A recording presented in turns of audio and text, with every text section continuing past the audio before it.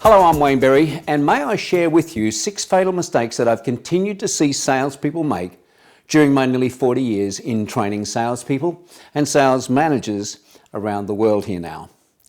Fatal mistake number 3, believing that you have to be a born salesperson to succeed in sales.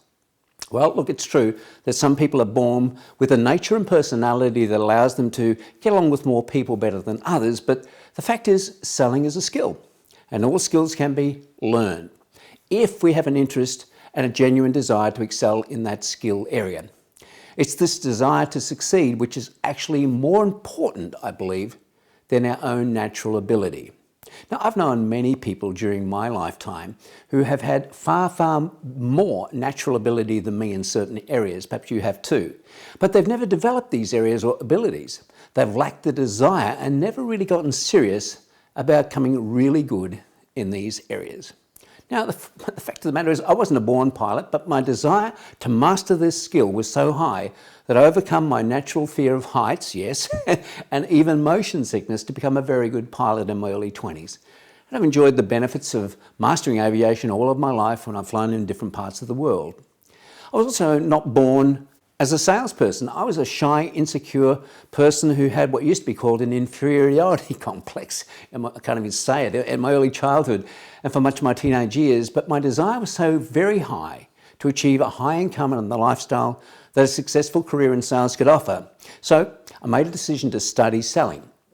I learned the skills and I decided to become the best I could possibly be.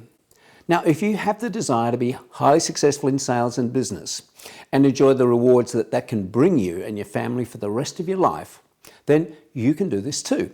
And by the way, it's never too late to make these decisions and develop these skills. In fact, any skills that you desire at all.